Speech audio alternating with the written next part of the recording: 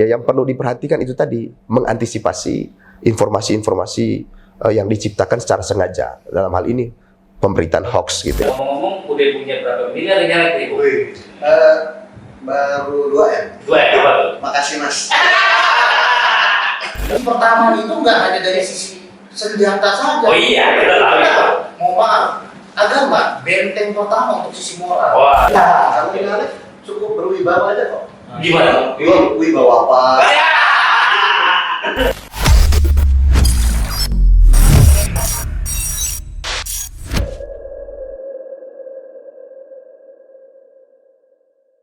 Assalamualaikum warahmatullahi wabarakatuh. Selamat malam, salam sejahtera. Ketemu lagi di channel podcast KMPI DKI Jakarta di Ruang Bicara Pemuda. Hari ini kita kedatangan 3 orang narasumber yang sudah tidak asing lagi di kalangan aktivis Jakarta. Hari ini kita olah pikiran, olah rasa, dan kita olah para ketua. Siap. Kita kenalkan satu persatu dulu. Dari sebelah kiri saya pakai baju putih dengan senyum yang sangat manis. Sekretaris Wilayah JP Ansor DKI Jakarta, Bung Sultan Mutmainah. Benar ya? Mukminah. Assalamualaikum. Ya. Sahabat-sahabat RBP. Nah, di sebelah kiri Bang Sultan ada Ketua Komda OKP dari Pemuda Katolik, Komda Pemuda Katolik DKI Jakarta, Bung Martin Mantro. Selamat malam. Selamat malam. Thank you udah gabung di acara RBP. Oke. Dan di sebelah Bung Martin yang pakai loreng. Nah, dari GMKB FKPPI Bang Robi ya. Iya. Namanya Bung Robi Ahyar Siregar. Iya, selamat malam semuanya sahabat-sahabat RBP.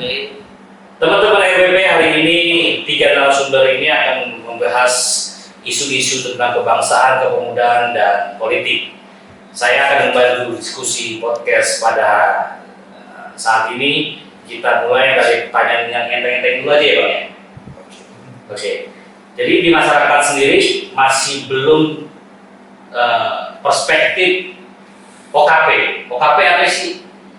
Nah, OKP itu kan akronim singkatan dari Organisasi Kepemudaan Kemasyarakatan Pemuda.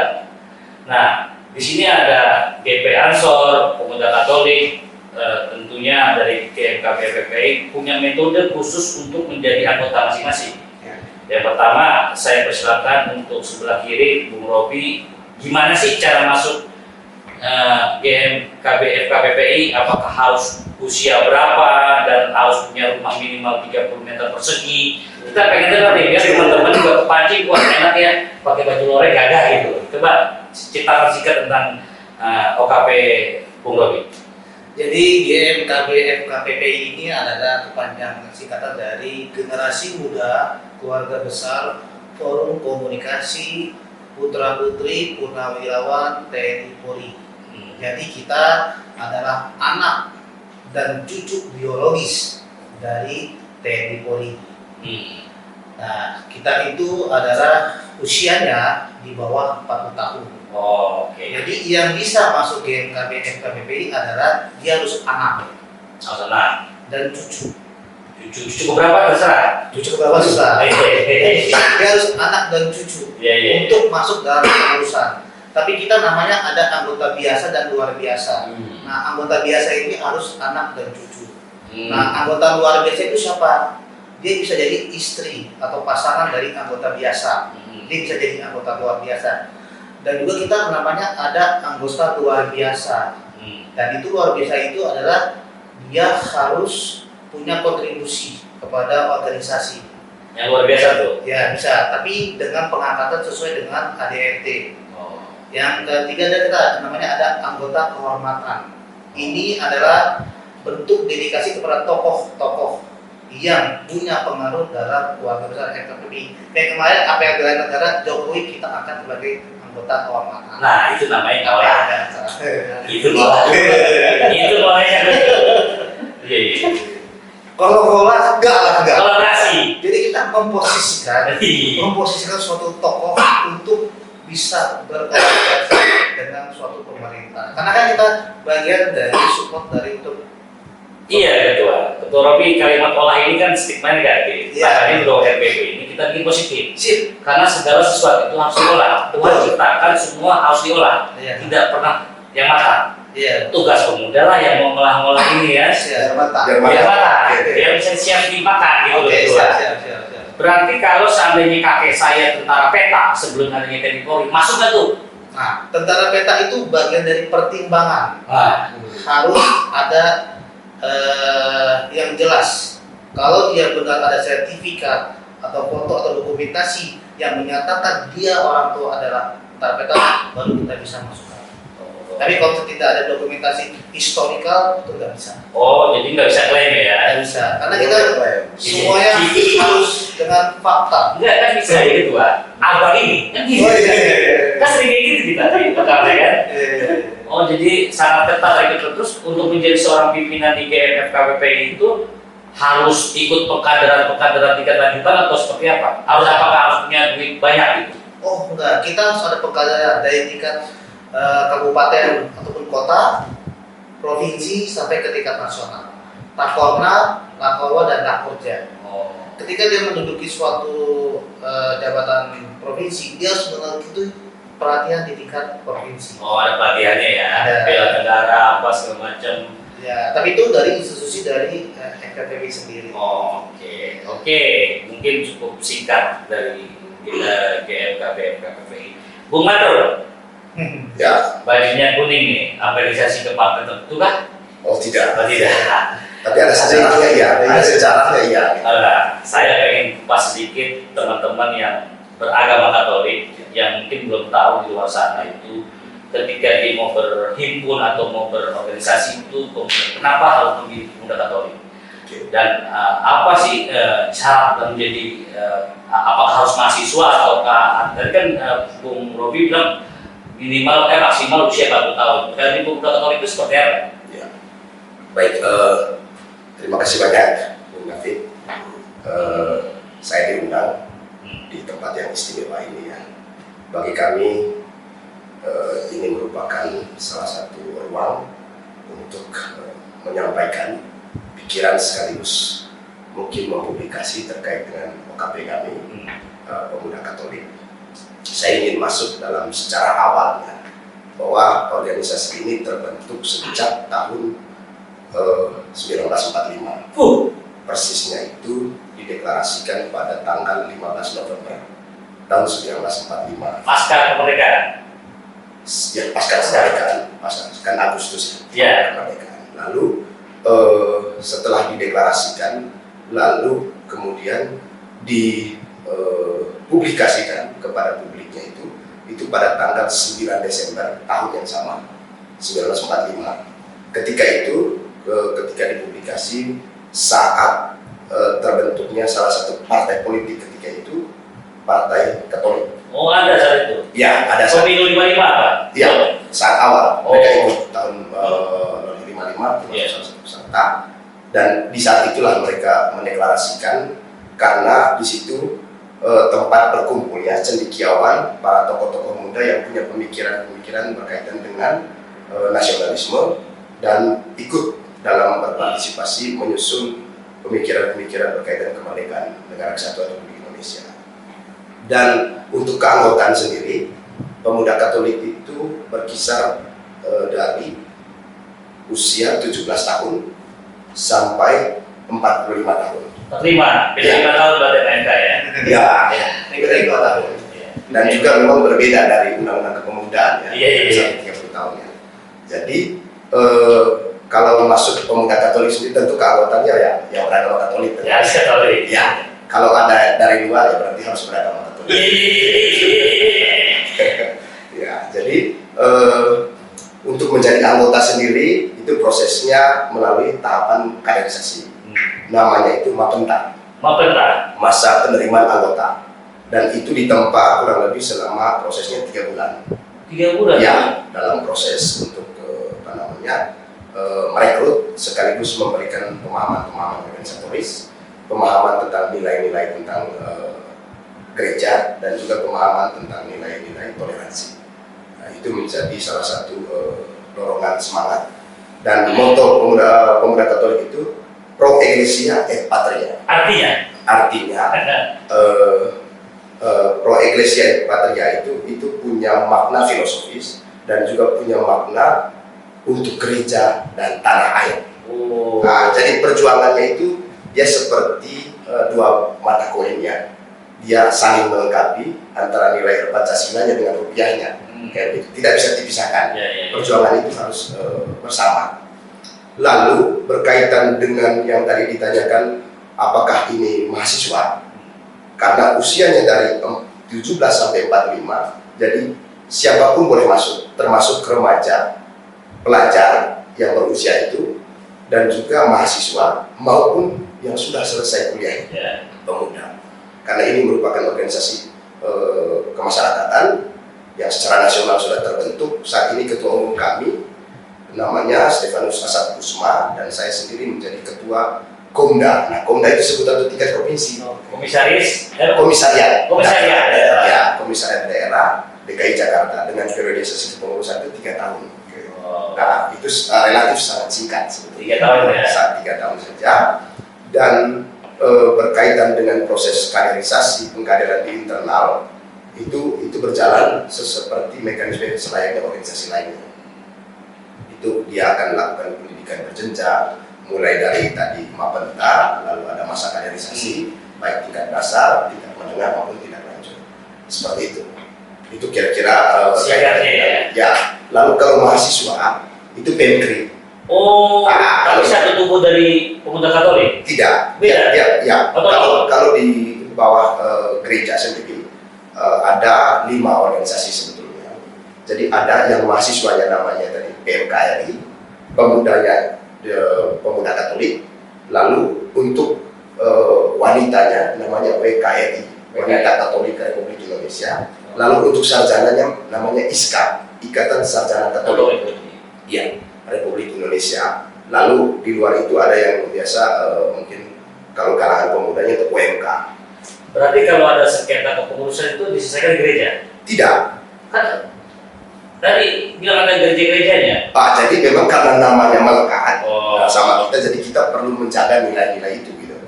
Tetapi kalau sifatnya dengan gereja itu kita mitra.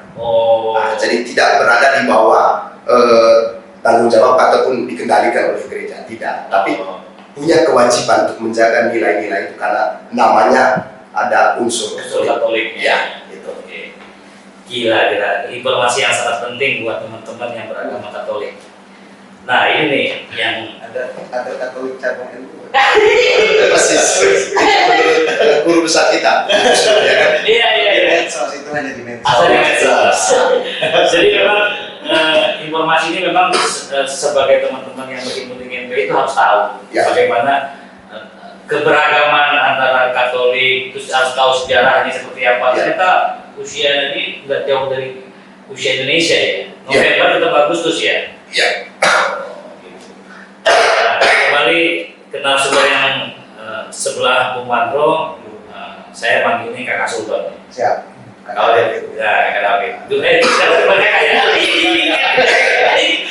oh iya, karena dia dari Selatan, saya pilih abang aja nih, Bang Sultan.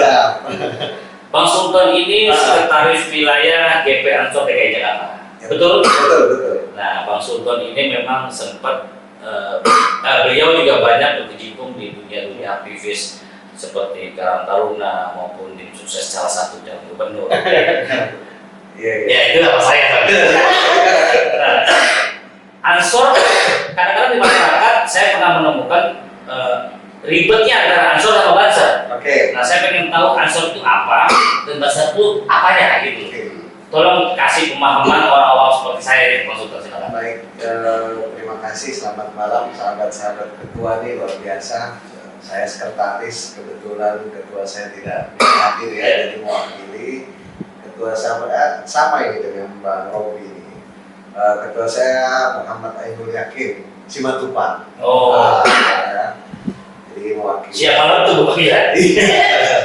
Jadi hari ini mewakili. Terima kasih undangannya juga Bang David. Gerakan Pemuda Ansor. Gerakan Pemuda Ansor adalah badan otonom, badan otonom dari Nahdlatul Ulama. Jadi Nahdlatul Ulama adalah induk dari organisasi kita. Jadi nanti pemudanya ya Ansor, mahasiswanya ada PBI, terus pelajarnya ada IPNU, putrinya ada IPPNU, dan seterusnya lah. Jadi keluarga besar NU. Nah, keluarga besar tergabung dalam keluarga besar NU, Nahdlatul Ulama, dan kita adalah badan otonom. Jadi Gerakan Pemuda Ansor itu lahir 24 April 1934. Baru kemarin ulang tahun. Baru kemarin ulang tahun, 89 tahun. Oh, 89. 89. Baru sebelum mereka. Sebelum kemerdekaan, jadi udah duluan. Oh iya. Jadi sudah duluan. Nah, Ansor dan Banser ya. Sebelumnya saya mau menjelaskan terkait Ansor.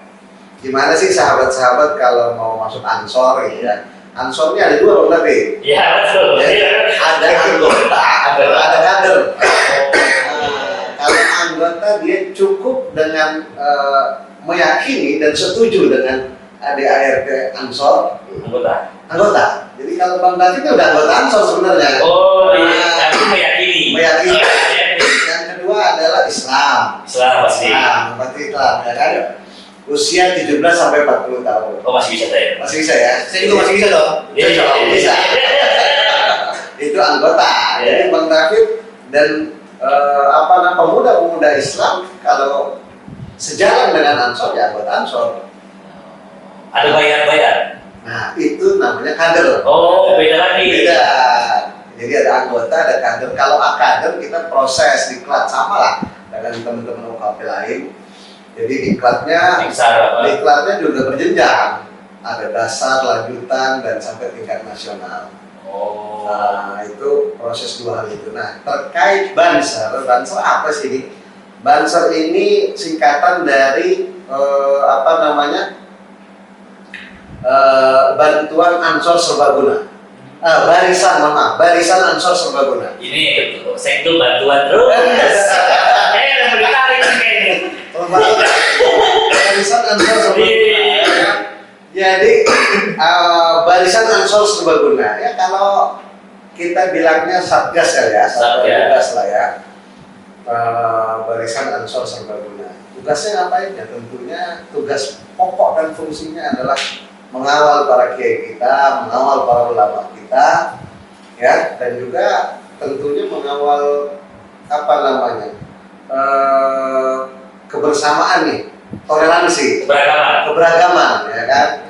Juga kita sering kalau 25 Desember ya, kalau mau Natalan segala macam, itu dimintakan tolong bantu ikut pengamanan gereja. Dan membantu, intinya sih membantu personil polisi lah, karena polisi dikit personilnya. Iya. Abang lah. Iya. Itu Bang David. Jadi Banser itu adalah Barisan Ansor Serbaguna. Saya tertarik. Jadi Serbaguna, apa aja bisa. Serbaguna. Tidak ada saya. Bisa. Ini kader kita, dan itu Ketua KPU RI. Si Hasim apa? Hasyim Asy'ari. Iya, itu Banser. Itu Banser. Komandan Banser Jawa Timur. Oh iya. Hari ini kader kita Banser Menteri Agama. Oh iya. Jadi Ketua Banser ya? Iya. Menteri semua agama. Menteri semua agama. Iya. Jadi Banser Serbaguna. Barisan Ansor Serbaguna. Nah kalau Menteri BUMN itu gimana? Nah itu Banser juga.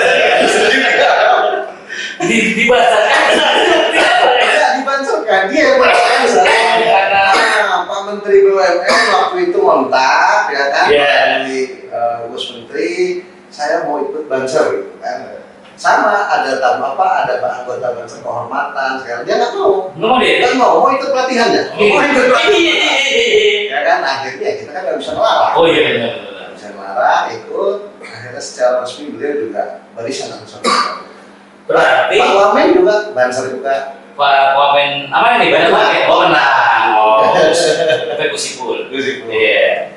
Saya teringat tentang perjuangan Banser yang difilmkan, Mas Sultan, yang menjaga gereja. Rianto. Di tahun berapa ya? Kalau bisa saya lupa itu tahunnya 2000 berapa. Dia menyelamatkan bom ya? Iya, dia bukan menyelamatkan bom, menyelamatkan jamaah yang lagi misa. Dan itu memorial banget buat kita. Iya, jadi pada saat itu malam misa ya, 25 Desember, saya lupa tanggalnya. beliau diinformasikan oleh jamaah ada barang yang mencurigakan. Dipanggil ban salah, coba lihat ban salah. Ini kok ini? Ada detaknya lah ya? Ada ininya, dia bawa lari, dia bawa keluar gereja, dia peluk ya, sampai bawah dia tidurin, akhirnya meledak di punggungnya, di perutnya. ditutupin semua ini. Tapi luar biasanya bajunya nggak bolong, Pak. Bajunya? Iya, guys. Oh, Bajunya masih ada di PBNU, itu dipajang. Dipajang? Besok saya lihat. Besok lihat ya. Takutnya klaim-klaim. Iya. Karena aktivis itu dengan klaim. Jadi memang ada yang sama gitu. Dipeluk, dijatuhin, akhirnya meledak di badannya. Itu pas tanggal malam 25 Desember. Gitu. Oke. Kisah Ansor memang ada heroiknya ya. Jadi memang salah satu tugas podcast Ruang Pemuda, Ruang Bicara Pemuda adalah menjaga keberagaman itu. Hari ini kita bisa duduk satu meja, satu kopi, beda agama. Kita boleh berbeda agama, tapi kita saudara satu manusia. Kan itu pesannya. Nah, disinilah Ruang FBP menggali itu. Oke, itu isu-isu terkait internalisasi teman-teman yang mau masuk Ansor, monggo, Mubazar monggo, asal ikut pekaderan seperti Pak Erick Thohir. Iya, prosesnya diikuti. Iya, sampai tahu ikut Bansar jadi menteri ya gitu. Iya, tahu jadi menteri. Iya. Nggak tahu dia bisa jadi wapres gitu kan, bisa jadi presiden. Oh iya. Ini kode-kode juga. Kita masuk ke dalam isu politik. Oke. Tadi kan tentang kepemudaan ya. Nah, menurut abang-abang semua yang ada di sini, sangat bagaimana sih 2024 itu mencekam nggak sih untuk pandangan Bung Mandro dulu ya, dengan isu-isu yang akankah kita terulang di 2019 terkait isu-isu ekstremis, isu-isu yang memecah belah. Nah, bagaimana pandangan OKP kepemudaan di Pemuda Katolik menjaga keberagaman itu apa kiat ilmunya gitu? Apa sih sarannya yang kita mau kasih ke pemuda biar kita tidak guyup, biar beda pilihan seperti apa gitu? Untuk politik nih, karena rentan banget di 2024 kan sebentar lagi nih. Bisa satu keluarga itu berantem nih. Nah, gimana pemuda Katolik itu tidak bersinggungan dengan pemuda Islam yang organisasi seperti Ansor, makanya media inilah penentunya. Oke. Saya ingin mencoba menyampaikan pikiran ya berkaitan dengan situasi politik kita di tahun 2024. Kita tahu bahwa pemilu tahun 2024 itu pemilu yang diisi oleh sebagian besar pemilihnya itu adalah pemilih milenial. Ya, kisarannya sekitar 60% lebih sebagai pemilih pemula dan juga pemilih milenial gitu. Nah, mereka secara sadar ataupun tidak sadar, ataupun kita mungkin masuk dalam kelompok itu, mengerti ataupun tidak mengerti, tetapi punya hak dan kewajiban untuk menjalankan, mengisi sistem demokrasi yang ada itu melalui pemilu. Maka hal yang perlu dipahami oleh teman-teman pemuda misalnya, perlu perkuat diri dengan literatur ya, khususnya dalam hal menangani berkaitan dengan informasi-informasi yang semakin hari semakin berkembang seolah benar padahal salah gitu. Hoax misalnya. Tantangan terbesar kita di pemilu 2024 itu adalah hoax. Nah, orang mudah diadu domba ya karena kepentingan yang berbeda. Itu bisa dari hal kecil. Hanya dari sekedar misalnya di sana ada terjadi kebakaran yang mestinya karena kompornya meledak gitu. Tetapi dikisahkan di sana ada pembakaran. Nah, itu akan menimbulkan narasinya dibuat. Iya, itu kan bagian dari hoax gitu. Kejadiannya nyata, tetapi misinformasinya gitu, ataupun sengaja diciptakan informasi yang keliru. Nah, ini termasuk salah satu yang perlu diantisipasi. Selain kita sebagai penentu pemenang pemilu di tahun 2024 sebagai pemilih milenial, juga harus mengantisipasi hoax. Kalau saya secara pribadi bukan organisasi ya, menyampaikan pemilu 2024 itu pemilu jalanan. Apa tuh? Pemilu jalanan ini di jalanan? tidak. Jadi pemilu tahun 2024 itu pemilu bagi orang ataupun setiap orang yang secara strata sosial itu harus diperhatikan. Dalam hal apa? Misalnya dia orang lemah, orang kecil, tetapi di saat pemilu dia harus diperhatikan. Pemilu jalanan itu harus mengedepankan hak yang sama gitu. Jangan sampai pemilu 2024 itu menjadi pemilu elit. Pemilu elit itu adalah pemilu yang mengedepankan isu. Jadi diciptakan isu kalangan elit, lalu dipaksakan si orang-orang kecil ini untuk memilih mengikuti perintah elit. Gitu. Jadi di tahun 2004 tantangan paling seriusnya itu. Jadi kita tahu sendiri ya, saat ini oligarki ya sedang menguasai. Selulah ketua. Ya kan?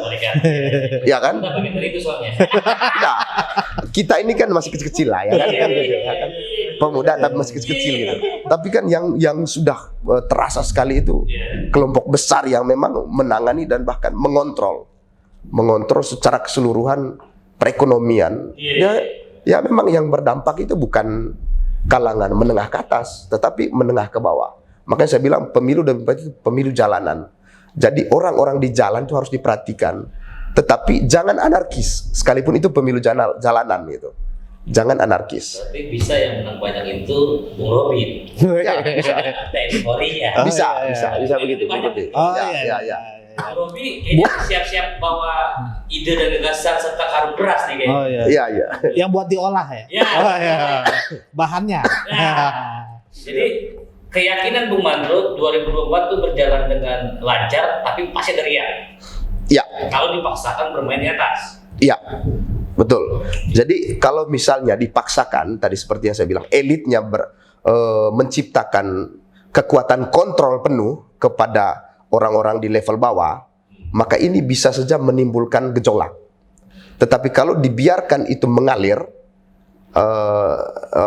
mengalir alamiah, maka itu bisa jadi dikendalikan atau terkendali seperti itu. Sekaligus memang ya yang perlu diperhatikan itu tadi, mengantisipasi informasi-informasi yang diciptakan secara sengaja. Dalam hal ini pemberitaan hoax gitu ya. Screeningnya harus clear ya. Ya, betul. Informasi ya. Iya. Jangan sekedar share. Jangan sekedar mengirim. Kalau bicara pemuda nggak apa-apa di share. Boleh. Karena yang bicara pasti tokoh. Iya. Kan gitu. Bung Sultan. Kalau di kami ya sederhana. Nah. Sederhana. Silaturahmi aja. Oh, iya. Ya kan kayak gini kan silaturahmi nih kan. Ya kan silaturahmi artinya jangan sampai kita hidup di dunia maya saja. Ya kan kita juga harus hidup di dunia nyata. Oke. Ya, di dunia nyata artinya intensitas pertemuan antar OKP, organisasi kemasyarakatan dan pemuda harus lebih sering. Ya, nanti kami sering berkumpul sebenarnya dengan OKP lintas agama. Oh ada forumnya? Iya, ada. Forum Barski tapi kumpul. Ya kan kayak kemarin yang waktu kita berdoa untuk David itu kan, David. Nah, itu kita kumpul. Artinya intensitas pertemuannya harus lebih rutin. Ya kan, artinya ketika rutin bertemu, nah pasti ada bahan untuk diolah itu. Oh iya. Karena semua pemikir kumpul Gitu. Jadi jangan sering-sering di dunia maya, kayak ini harus sering-sering ke Ansor misalnya. Wah sering kita ngisi air. Jadi Ansor itu, pemirsa, Ansor itu mempunyai terobosan yang sangat bagus. Menurut saya ya, dia memberi minum siapa saja yang lewat. Silakan kapanpun, siapapun, berapapun. Jadi ada kayak depot air, itu bermanfaat ngasih air. Dan itu pahalanya jariah. Ya, ngasih air gratis gitu. Mau sedekah air. Dan itu mungkin salah satu terobosan saya nanti ketika saya punya rezeki sedikit buat itu. Oke, Bung Robi, tadi kan pemilu ini kan sasaran tembak di FKPPI. Karena memang memelihara keamanan ketertiban itu kan ada tugas dan fungsinya. Nah, pasti banyak nih. Gimana Bung Robi melihat 2024? Saya mau melihat sisi dari politiknya dulu ya. Nah iya. Nah, ini kita sharing ya. Politik ini kan suatu cara untuk mencapai suatu tujuan. Tujuannya apa ya? Ada Usaha. politik negara, politik masyarakat, politik usaha nggak ada. Politik itu adalah cara dan strategi. Nah, saya melihat pemilu 2024 ini agak berbeda. Kenapa? Karena saya lihat milenial ini sudah mulai cerdas. Dan kalau kita formulanya salah, kita akan pemuda akan apatis. Contoh, saya pengen itu politik 2024 itu memilih dengan adu gagasan. Adu, jadi masa bahasanya lagi visi misi jadi aksi. Kalau cuma ngomong doang, anak muda nggak akan kenal. Ada lagi tuh ketua. Nah, kan Logika sama tanpa logistik, anarkis. Anarkis. Iya. sekarang bahasanya orang organisasi, kita berdialektika, berlogika, Iya. aksi nggak ada. Iya. Buat apa? Udah konsep. Jago konsep, nggak ada aksi nyata, nggak bermanfaat buat masyarakat. Masyarakat memilih dia, nggak akan. Jadi kita harus mendeliverkan kepada masyarakat itu politik yang punya adu gagasan dan punya aksi nyata dan menerima kepada masyarakat.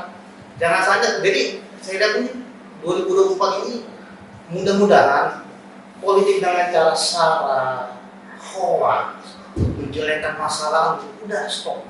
Oh. Adu gagasan aja. Adu aja ya. Iya, kita sebagai anak TNI Polri harus menjaga keamanan dan ketertiban di masyarakat. Karena kan kita darah biologis dan kita harus menjaga. Kita harus menjaga ketertiban, perdamaian, perdebatan, perkelahian kita harus menjaga. Setelah FKPI hadir, turun ke masyarakat bahwa kita harus pakai politik cerdas. Oh gitu. Jadi saya harap di 2024 kita di bawah OKP harus bisa menggiring suatu isu-isu yang tidak tidak bagus. Jangan dilipat kepada masyarakat, dilipat yang baik. Supaya apa? Ini bagi mencerdaskan kehidupan bangsa tertera dalam undang-undang bangsa. Mencerdaskan kehidupan Nah, bangsa. jadi jangan sampai apa yang tertera dalam Pancasila, Undang-Undang Teks Dasar, aja. NKRI, Bhinneka Tunggal Ika, dan dilipat kepada masyarakat. Tugas kita OKP dilibatkan kepada masyarakat. Tapi mungkinkah persatuan tanpa kesenjangan? Kan isunya itu. Oh, jadi gini, pernah dibahas waktu kita diskusi. Iya. Ketika kita bicara tentang mana duluan yang kita benahi, Iya. kemiskinan kah, Iya. pendidikan kah, atau agama kah, atau moral duluan. Oke. Semua punya pandangan berbeda. Oke. Tapi saya harap semua OKP punya peran dalam itu. Agama, tokoh agama sudah ada. Dari tokoh agama, tokoh agama Islam sudah ada. OKP agama mainkan dari Mainkan. Itu bahasanya. Mainkan. Jadi kita sisi sebagai organisasi yang punya institusi TNI Polri, kita mainkan dari sisi kebangsaan. Oh. Gimana cara menanamkan nilai-nilai kebangsaan kepada masyarakat bahwa istilah orang Batak begini. Oh Batak ya? Oh saya Batak. Oh bukan Medan. Alhamdulillah Batak Muslim. Oh iya. Jadi dalam bahasa Batak saya gini, dalam marga saya, jika kau tidak bisa membawa nama baik margamu, minimal kau jangan merusak. Atau diam saja. Atau diam saja. Itulah kita tertanam dalam negeri Batak. Kalau kau tidak bisa marga ini baik, kau jangan merusak. Begitulah ketika kepada pemuda. Jadi bahasa ngolah itu ngolah yang baik. Oh iya. Jangan ngolah yang jahat. Iya. Olah-olah. Ngolah yang baik. Jadi perspektif ini harus kita ulangi dulu. Iya. Jangan antara pola pikir sama tindakan ternyata beda. Itu yang kita harus ulangi. Sekarang ketemu kesimpulan. Jadi teman pemlobian dari sponsor, proposal, teman narasumber. Iya, masuk itu. Masuk. Isu pertahanan itu nggak punya teman-teman agama gitu loh. Iya. Karena sisi pertama itu nggak hanya dari sisi senjata saja. Oh iya, kita tahu. Mau maaf, agama benteng pertama untuk sisi moral. Wah, Jadi kapan kita diundang podcast KPPI? Nanti kita harus sinergikan gimana caranya. Karena gini, menurut saya agama itu benteng moral pertama kali untuk menjaga karakter seseorang untuk bermoral. Agama yang pertama dulu. Agama apapun itu. Ya, overall lah. Pancasila menganggap kita adalah ketuhanan yang Maha Esa. Semua punya Tuhan. Punya Tuhan beragama. 90% Indonesia itu agama yang bertuhan. Iya. Nah, bisa dibilang ya, inilah tokoh-tokoh agama yang kita perlukan. Untuk apa? Untuk menjaga toleransi beragama jalan. Ya tentu kita sepakat itu. Kita perlu juga sih Gimana? Bang Robi kalau Saya bilang gimana? mau masuk kita terbuka. Bang Robi. Bang Robi. Iya, kalau mau masuk Saya aja terbuka. Saya Nggak kalau. makin banyak pemain. Oh iya, kebetulan saya juga turunan dari Tuh. orang tua NU. salah satu tokoh NU. Oh. Tapi saya tidak ada jalurnya ke sana. Oh, belum mencolek Bu. Iya, Nanti iya. mungkin kita bisa ngobrol. Boleh daripada dualisme kan. Siapa tahu saya ada istilah kata berperan dalam biologis orang tua saya ada turunan dari agama saya itu istilahnya. Iya, jadi memang ini sangat cair nih selesai. Waktu yang ditentukan kuat terakhir. Jadi untuk pembinanya langsung ke Kapolda sama Pangdam ya? Jadi pembina kita itu adalah TNI Polri. Iya, siapa? Jadi masing-masing daerah Institusi. ada institusi. Kepalanya termasuk pembina? Iya. Pangdam? Contoh misalnya saya di daerah, Hmm. berarti pembina saya adalah Pangdam dan Kapolda. Oh, Pak Karyanto. Iya. Tapi ada juga kayak AU juga, jangan lupa. Oh, Iya. oh TNI ya? Akui. Iya. 4 Bos. Ngeri. Bagus, kantongnya berdua. Iya. Kantongnya makanya banyak. Iya. Simbol di sini sini. Iya. Kalau kita kalau Ansor jasnya kantongnya 4, Pak. kenapa tuh? Hah? Karena ada dasarnya. Tapi Iya, Pak. Iya, ada. saya senang diundang podcast ini karena saya bilang sama teman-teman saya, KMPI ini adalah wadah bersama Betul. dan kita harus punya sinergitas dengan KMP. Kenapa? KMP itu luas, orang-orang tokoh semuanya, dan bisa dibilang bisa jago pola. Iya. Ya, saya mau belajar Oh, cara polanya. iya, ada kelas privat itu. Oh, iya. Kalau saya belajar bolanya dari aku tiba-tiba pindah tempat. Gak ngelacak malam ini. Karena kalau misalnya kita bersatu, wah, Bayangkan, kalau kita belajar bola itu tentang receh lah. Tadi kan kita tentang OKP, kebangsaan. Sebelum kita closing, saya punya rekam jejak sama Bu Sultan tuh tinggi sekali. Oh iya. Dia TA di satu partai A, tapi anggota menjadi caleg di partai B misalnya. Itu gimana caranya gitu, Pak?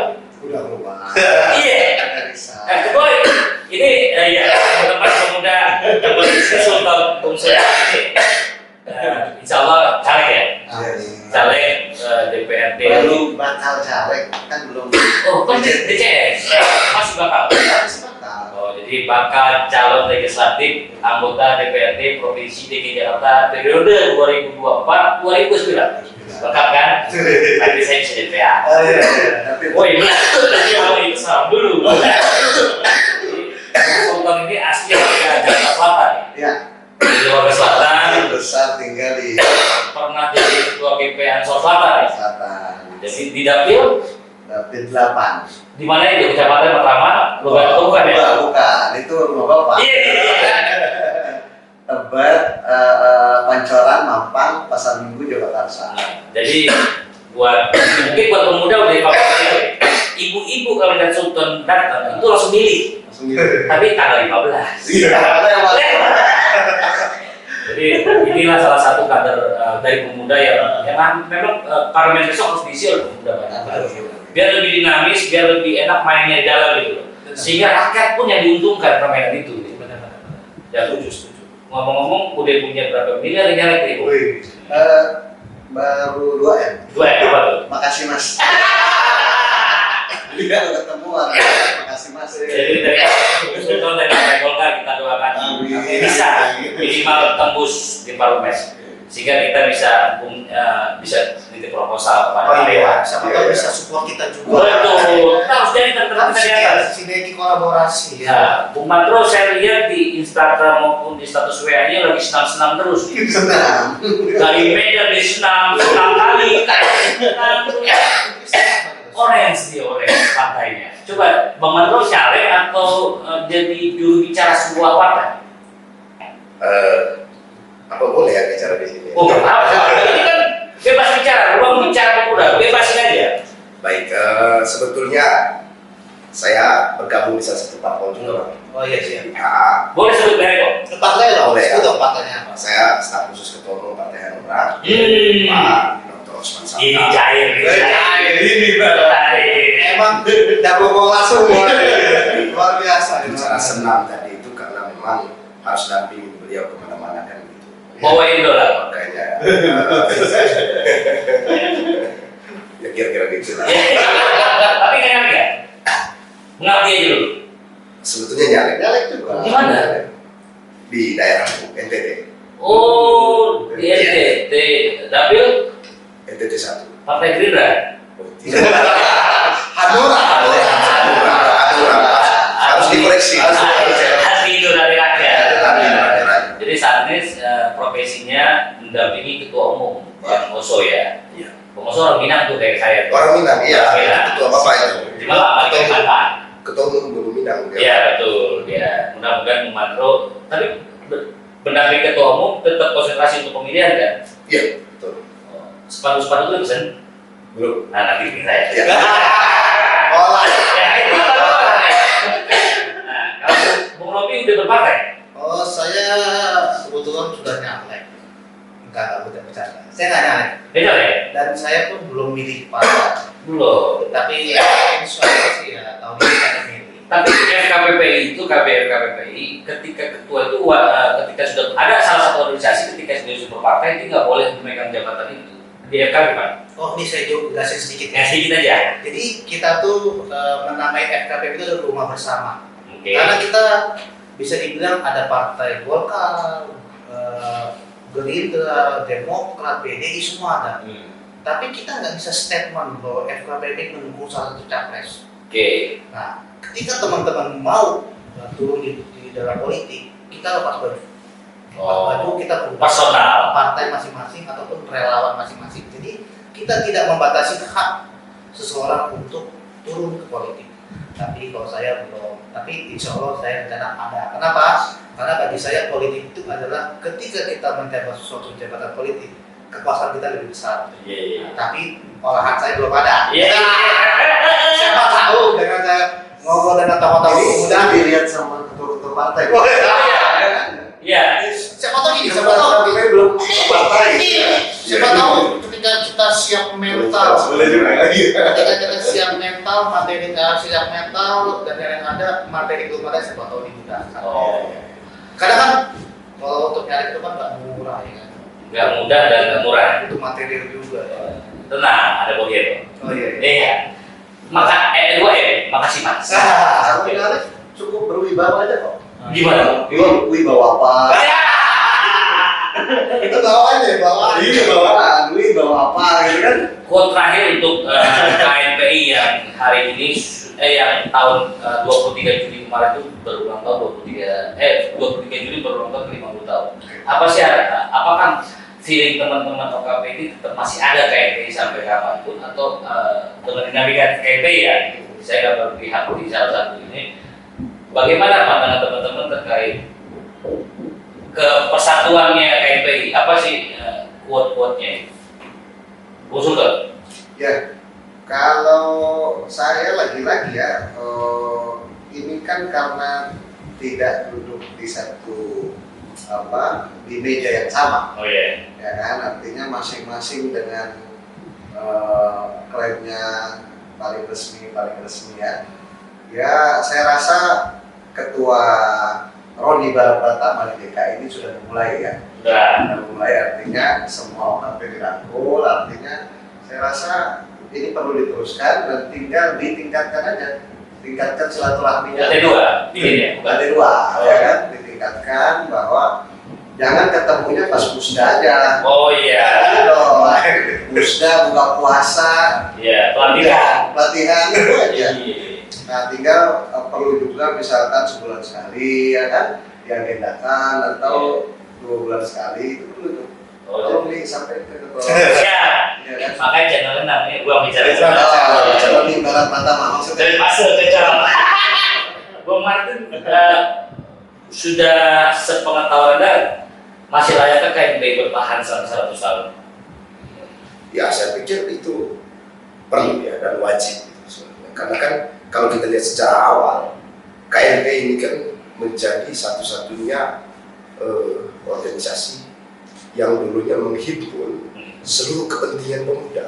Betul. Nah, jadi kalau teman-teman pemuda kemudian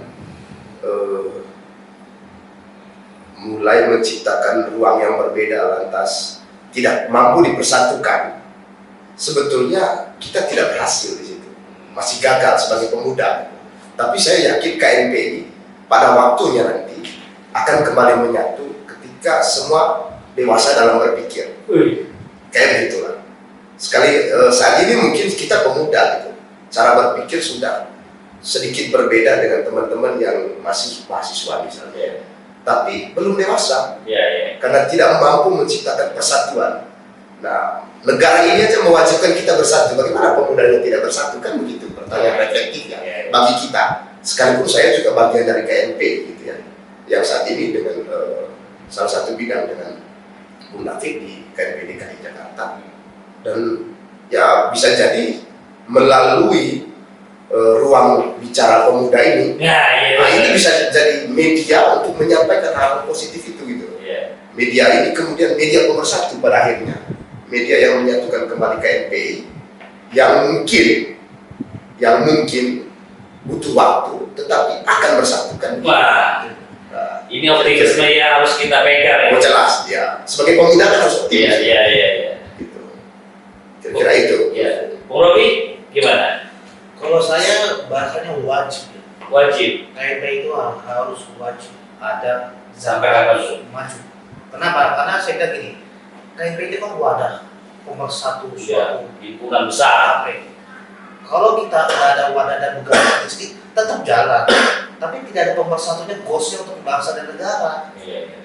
Dengan sendiri kita masih OKP ini kan punya visi dan misi berbeda-beda. Betul. Tapi ujung-ujungnya sama. Ya kan, yaitu mudah-mudahan dengan adanya KNP ini adalah sebagai fasilitator untuk pemersatu OKP, dan mudah-mudahan ke depannya kita menerapkan suatu kedewasaan dalam organisasi, lepaskan ego organisasi, lepaskan ego pribadi, bangun untuk perspektif objektif, jangan subjektif. Kita tuh masalah di organisasi itu cuma kita lebih banyak subjektif daripada objektif. Subjektif ya.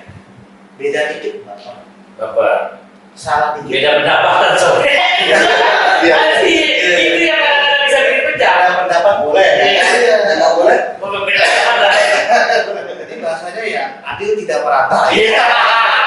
Itu bahasa organisasi, tapi ya hal itu disepakatin supaya bagaimana bisa mengakomodir OKP dengan treatment yang berbeda.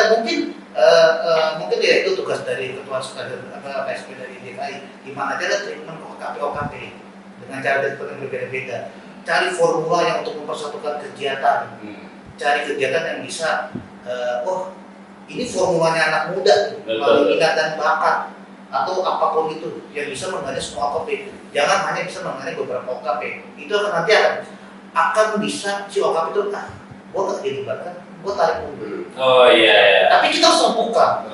Kita Inklusif ya. kita perlu membuka diri, dan kita juga harus mau ikut. Makanya mudah-mudahan di kepengurusan saya kita harus kayak serasi, ya. Serasi.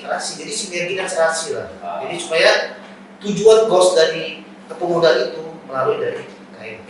Berarti siap-siap kita terima sobekan dulu. Ya, teman-teman RBP Ruang Bicara Pemuda, cukup hangat perbincangan pada saat ini dengan 3 pimpinan OKP besar yang punya kader sampai tingkat bawah. Dari GP Ansor diwakili oleh Bung Sultan, dari Pemuda atau Bung Mandro, dari KB FKPPI Ibu Robi. Nantikan channel selanjutnya dari Ruang Bicara Pemuda, ruang berekspresinya KNPI DKI Jakarta. Salam.